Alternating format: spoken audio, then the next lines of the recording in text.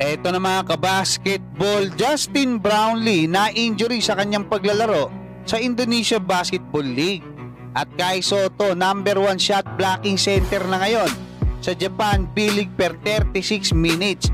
At kilalanin natin etong tatlong big man na makakabanggaan itong ating pambatong si Kai Sotto dito nga sa kanyang huling laban dyan nga sa Japan B-League. Pero bago yan, huwag kalimutan mag-like at mag-subscribe bilang pagsuporta. Dito nga sa kakalabas lang na balita mula sa Philstar.com ay sinabi nga nila na nagkaroon ng injury diyan sa IBL etong ating pambatong si Justin Brownlee o yung Indonesia Basketball League kung saan siya naglalaro.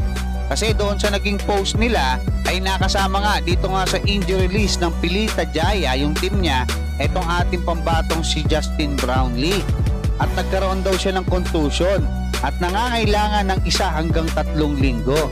Pero ayon naman kay Coach Tim Cone ay walang dapat ipag-alala yung mga Pinoy basketball fans dahil ganyan din daw yung naging injury netong si Justin Brownlee nung SEA Games mga kabasketball kung saan nakuha pa rin nila yung ginto.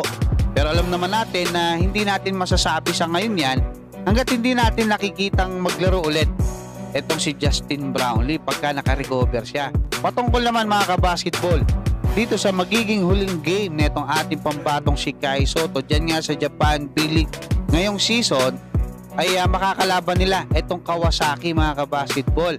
At mangyayari yan alas 2 ng hapon dito sa atin sa Pilipinas. Tapos sa linggo naman mga kabasketball alauna. So back to back ulit to. Yan na yung huli mga kabasketball ha. Ngayon mga kabasketball ang mga makakabanggaan ni Kai dyan ay itong si Roscoe Allen yung isa 6'10 Hungarian at nag-average ng 15.7 rebounds, may 2.3 assist pa.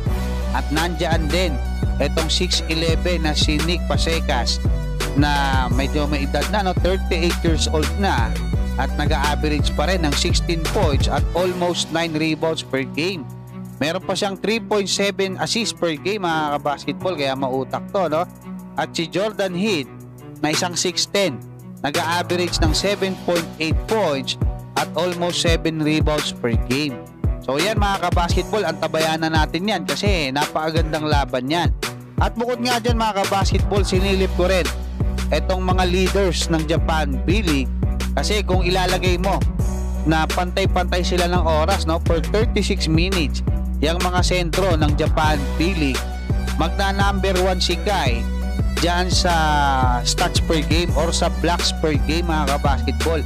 1.9 blocks per game yung makukuha ni Kai. Ngayon, dito naman sa points per game mga kabasketball, pang-apat si Kai with 22.7 points per game. Hopefully maganda yung maipakita ni Kai, iwas injury na lang. Kasi alam naman natin may mas mahalagang bagay na pinaglalaanan itong ating pambatong si Kai Sotto. Andyan nga yung FIBA OQT para sa ating Gilas Pilipinas at yung NBA Summer League. Hanggang dyan mga kabasketball, maraming salamat at God bless sa inyong lahat.